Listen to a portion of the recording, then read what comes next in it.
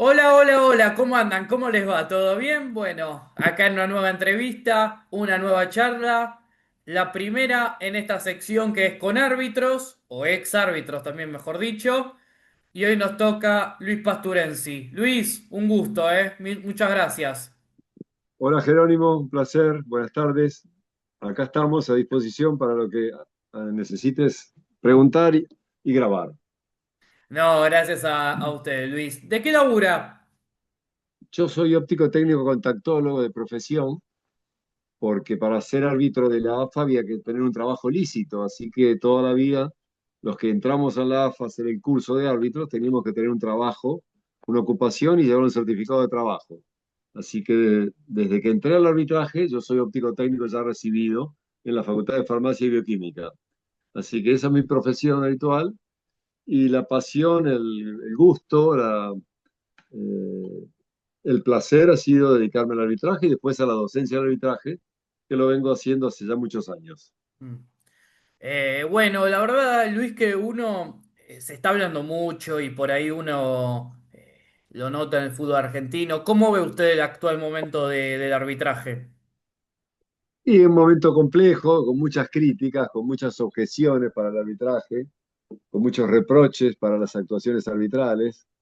Pero también es cierto de que hay que esperar un recambio con las nuevas generaciones, con las nuevas camadas de árbitros jóvenes que están dirigiendo las categorías de abajo, donde hay valores, hay algunos árbitros talentosos, y creo que cuando se produzca ese recambio generacional, las cosas se van a ver con mejor rendimiento y con mejores resultados. En este momento yo sé que hay muchas críticas, hay muchas, además todo se filma, todo se graba, todo se vuelve a ver varias veces, cosa que en otra época no pasaba. Ahora una jugada se ve de distintos ángulos, se ven una, dos, tres, cuatro, cinco, 10 veces. Y ahí vienen las polémicas, que el VAR estuvo bien, que el VAR estuvo mal, que el VAR no participó. Vivimos todas las semanas cargados de polémicas arbitrales.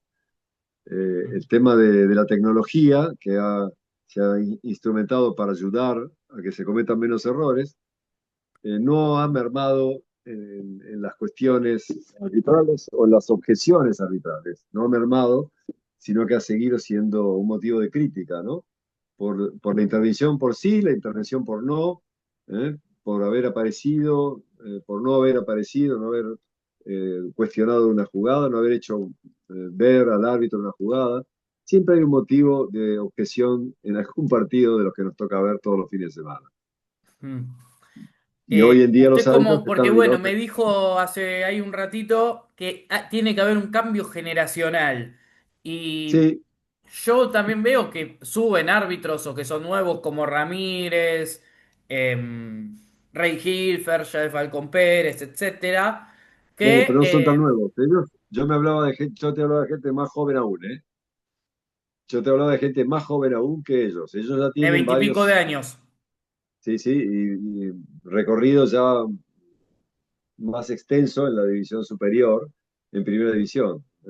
Ramírez ha sido nombrado internacional, ya venía dirigiendo primera y nacional años anteriores. Ya el Falcón Pérez, anterior todavía. Eh, eh, Nombraste recién a Rey Hilfer también ya tiene varios años de primera división y varios años de internacional, así que ya no son casos de gente muy nueva ni muy joven, ¿no? Sino que ya viene con un recorrido. El más jovencito de todos en este caso es Nicolás Maximiliano Ramírez, ¿no? El más nuevo en cuanto a primera división e internacional al mismo tiempo, ¿no? Mm. Pero usted, digo, me dice, bueno, este tema del cambio generacional, que están, ya son árbitros internacionales, que ya dirigieron competencias internacionales. Sí. Eh, pero, ¿vos por qué crees, Luis, que se fija demasiado el tema del arbitraje en cuanto a la polémica? Porque todo el mundo cree que todo está sucio. ¿Y usted por qué cree que es Mm. así?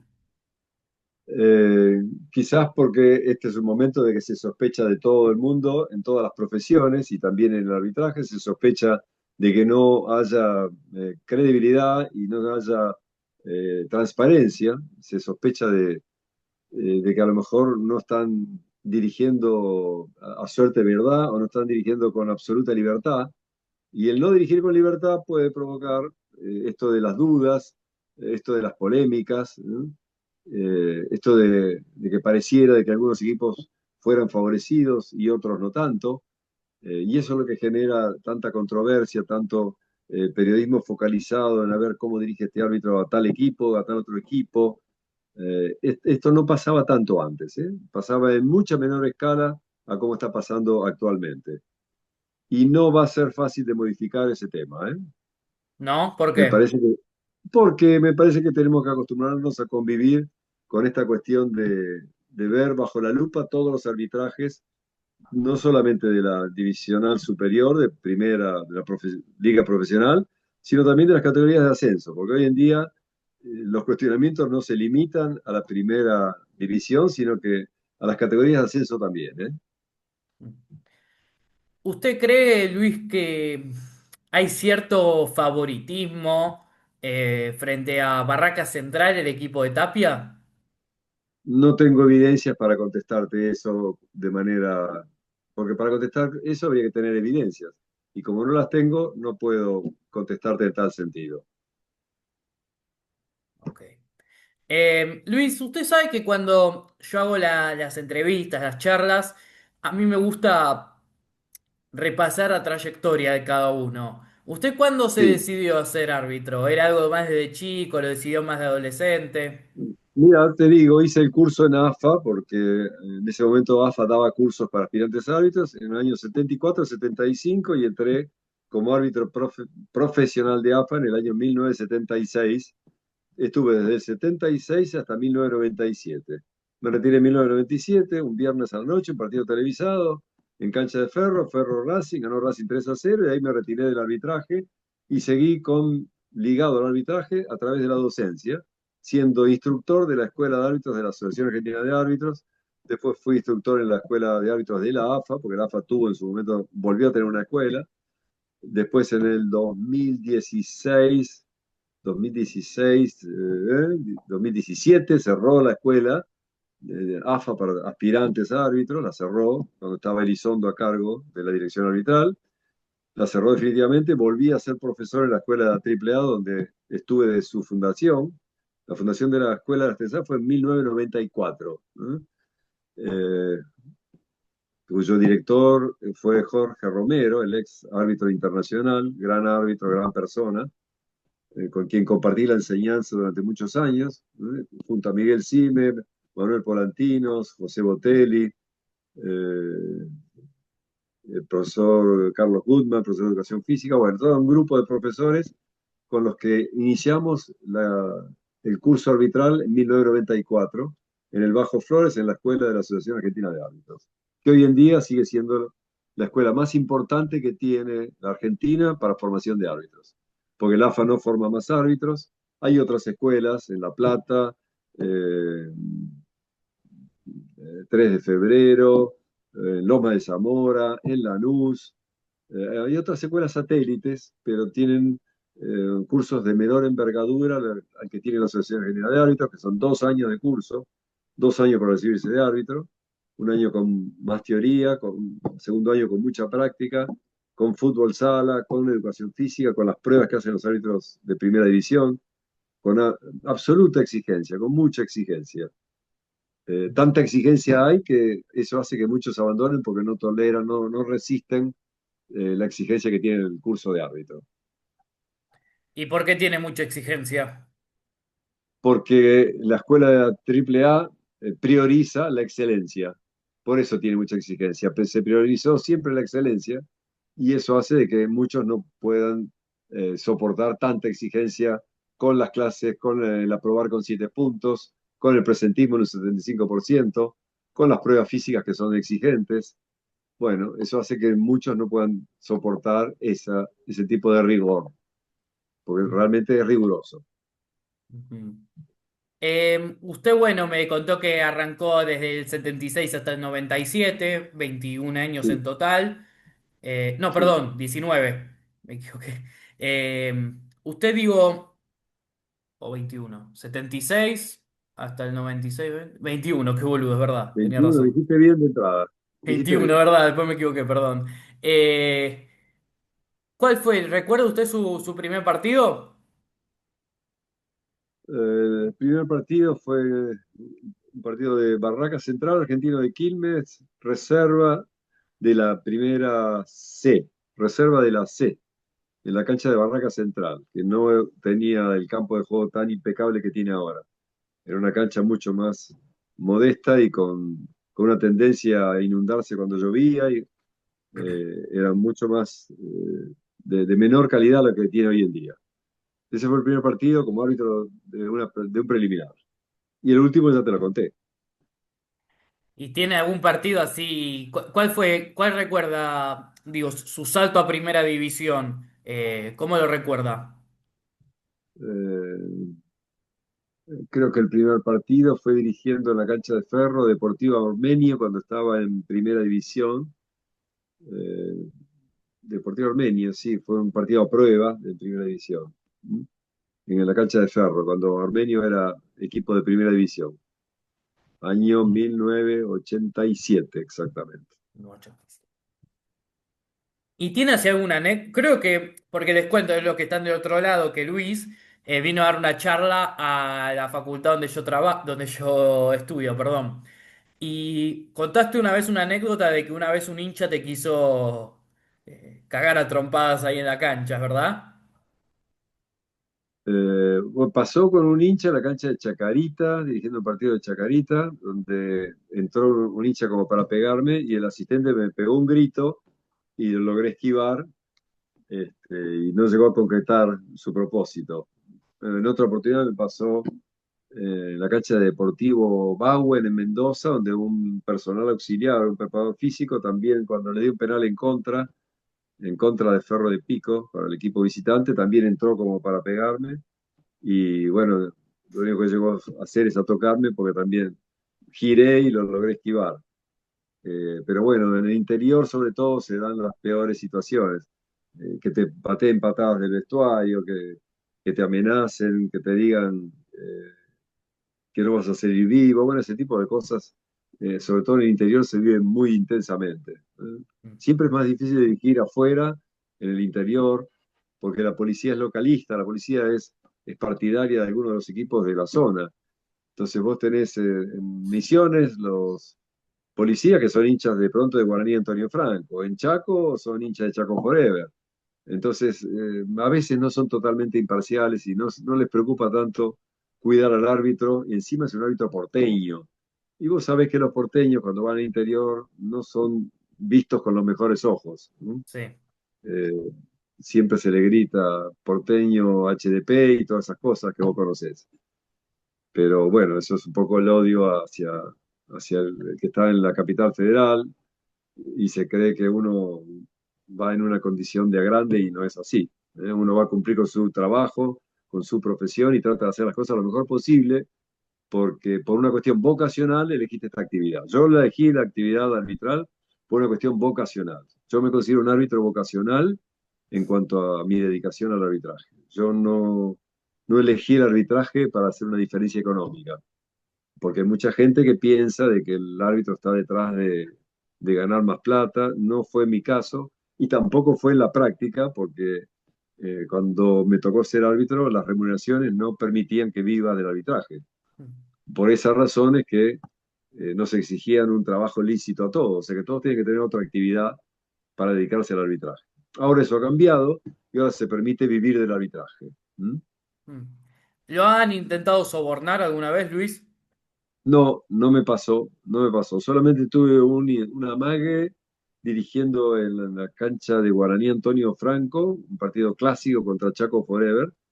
Una amague, una tentativa tuve y que cuando inició una conversación que apuntaba hacia eso, lo frené de entrada y le dije, te equivocaste de persona, no es el árbitro que te necesitabas para este tipo de cuestiones.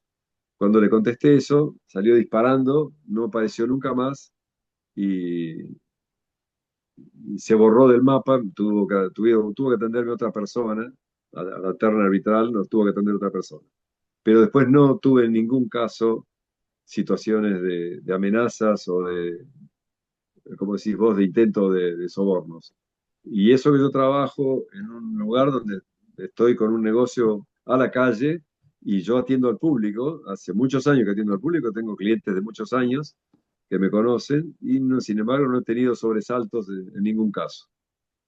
Siempre he dado la cara, siempre he estado trabajando, ya te digo, en un negocio a la calle y atendiendo a todo tipo de público. Así que he tenido esa fortuna de no pasar sobresaltos de esa índole. ¿Lo llegó a dirigir a Boca usted? Sí, varias veces, no ganó nunca conmigo Boca, sí, varias veces y nunca ganó conmigo. Y River, por contraposición, nunca perdió conmigo. Ah, bueno. Siempre o ganó o empató, pero son cuestiones de estadísticas de casualidad, no, nada más. Son notas de color. ¿Y qué se senti- Este, qué se, cómo- contame un poco qué se siente dirigir en la Bombonera? es una sensación distinta porque es una cancha diferente a todas. Diferente a todas en cuanto a que vos estás corriendo en la cancha y te parece que te vas a llevar por delante el público. Porque está tan cerca y está tan abajo y tan cerca del campo de juego que vos vas corriendo y crees que tenés al público a metros tuyo. Además, el griterío es una cosa tremenda, tremenda en cuanto a cómo se envuelven los gritos. Algo parecido ocurre con Rosario Central. Rosario Central es otra cancha con un clima muy fervoroso y donde se da la particularidad de que la gente grita de los cuatro costados al unísono, una cosa que yo nunca vi en otro estadio. El público de Rosario Central, cuando juega un partido importante, cantan y alientan al equipo las cuatro tribunas al mismo tiempo. Las que están de pie, las populares y las plateas, las dos plateas que están en las laterales, todos gritan al mismo tiempo, lo cual es una cosa ensordecedora y de una presión fuera de lo común, Mm. fuera de lo común. Jugar en la cancha de Vélez es hermoso por lo que es la cancha de Vélez, en cuanto al piso, en cuanto a la estructura del campo de juego. Y jugué muchas veces a la cancha de Vélez porque hacía de local a veces los partidos del Nacional también se jugaban en Vélez, cuando jugaba Almirante Brown o cuando jugaban algún partido clásico, Chicago Almirante, por ejemplo, jugaban muchas veces en Vélez. Me ha tocado mucho jugar en la cancha de Vélez. Y Mm. realmente era un placer eh, trasladarse y moverse en esa cancha que siempre era un billar, ¿eh? Como sigue siendo actualmente. Siempre fue una cancha de las más cuidadas de la Argentina. Mm. ¿Cuál fue el partido más importante que le tocó dirigir, según usted, Luis? Puede haber sido un estudiante de gimnasia, un estudiante de gimnasia en la cancha de gimnasia y Grima de la Plata, que salió 0-0 y que además salió muy bien en cuanto a la conducción, en cuanto a cómo terminó, y cuanto a que hubo cero objeciones de parte de los dos equipos. Vos sabés que siempre un clásico es un partido diferente, es un partido difícil. También fue difícil ese que te nombré de Guaraní Antonio Franco con Chaco Forever, pues se jugaba la clasificación a una instancia superior. Ganó Guaraní 1-0 ese partido, pero nosotros íbamos como árbitros de Buenos Aires a dirigir los partidos de lo que en su momento se llamaba regional y que ahora se llama federal. Lo que hoy se llama federal en su momento se llamaba torneo regional. Y bueno, todos los partidos sobre todo en instancias finales, iban todos los árbitros de Buenos Aires, los de categorías más altas iban a dirigir al interior del país. Bueno, después se abrieron dos gremios y cambió eso, como seguramente vos lo conocerás. ¿Cómo evalúa usted al arbitraje ahí en esa época, en la época de Grondona? Eh, siempre hubo objeciones con el arbitraje, pero menos que las que hay actualmente. Mucho menos que las que hay en este momento. También no existía el VAR, eh, había menos seguimiento en cuanto a las cámaras, sí ya empezaba a haber programas deportivos todos los días de la semana, en radio, televisión, pero menos objeciones que las que hay actualmente. Digamos que era una época con árbitros menos objetados. ¿M? A Ujú, mí me tocó también jugar con una camada de árbitros muy prestigiosos de primera división internacionales, que no eran objetados, como de pronto son tan objetados hoy en día. Había menos objeciones de las que hay hoy en día. ujú. Luis, ya más o menos para ir cerrando, le quiero hacer un ping-pong, ¿le parece? Bueno, lo que se pueda responder te lo respondo, lo que no, Nada, son paso. nombres, ¿eh? Usted me tiene que definir. Bueno, Julio vemos. Humberto Grondona. Gran dirigente de AFA. Lo conoció personalmente. No, no me tocó tratarlo personalmente. No, pero yo fui árbitro bajo el mandato de él. Ujú. Chiqui Tapia. Eh,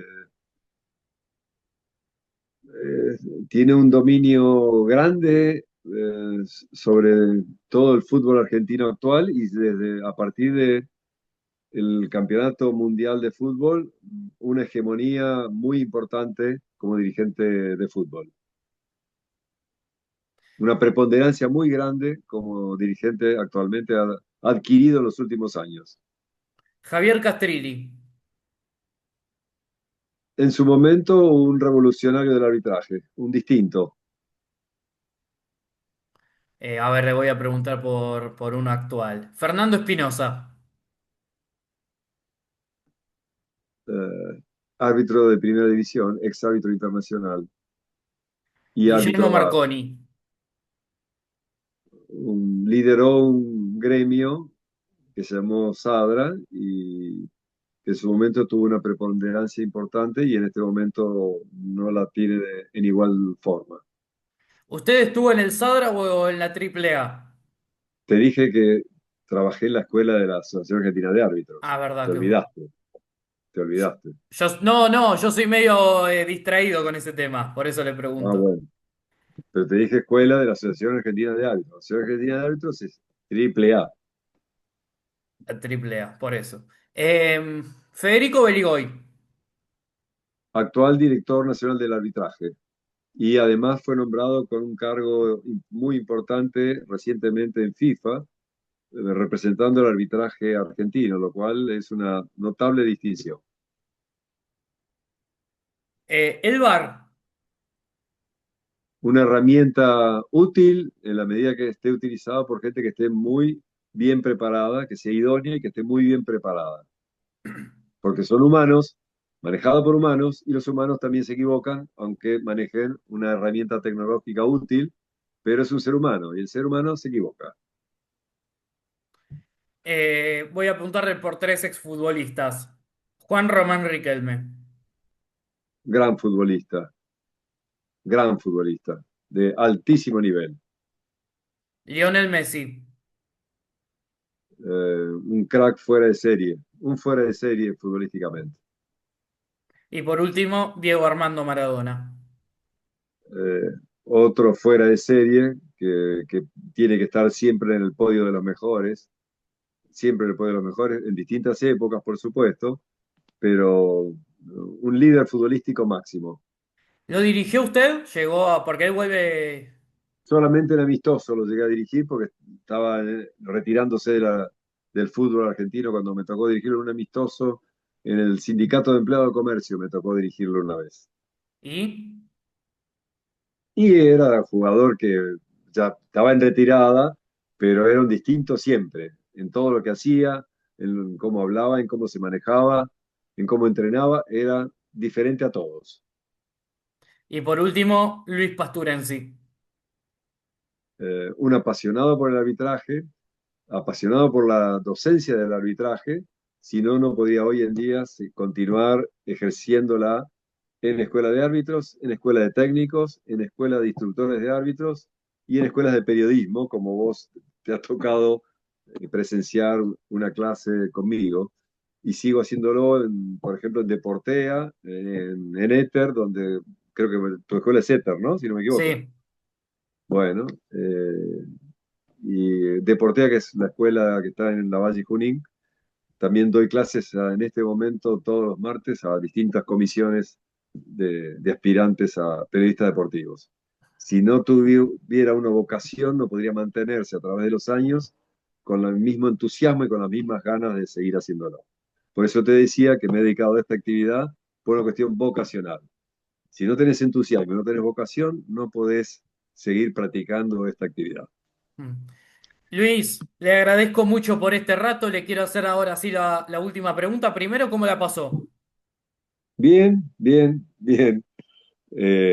Algunas preguntas las esperaba, otras no tanto, pero agradable, agradable, sin problemas. Un placer. Le hago la última pregunta. Si es verdad o si es más mito el tema del soborno en el fútbol?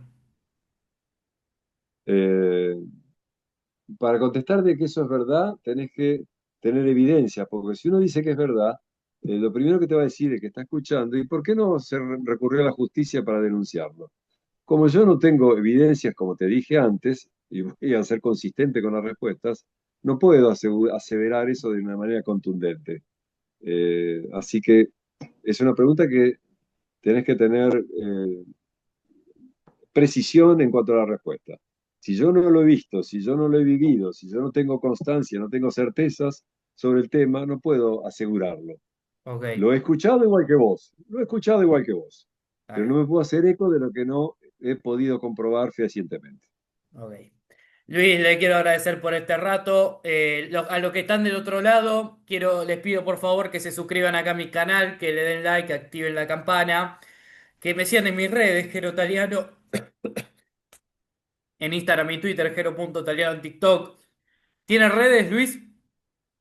No, pero no los utilizo. Ah, bueno. Miro, pero no los utilizo por una cuestión de estar en demasiadas actividades al mismo tiempo todavía. Ok. Por eso me ves a mí haciendo la entrevista con esta chaqueta, que es la chaqueta de óptico técnico. Bien. Luis, Te ves? termino de grabar. Un Muy gusto, bien, gracias por haberte un placer, copado. un gusto haber estado contigo y con toda tu audiencia. Hasta la próxima. Chao, gente, los quiero mucho.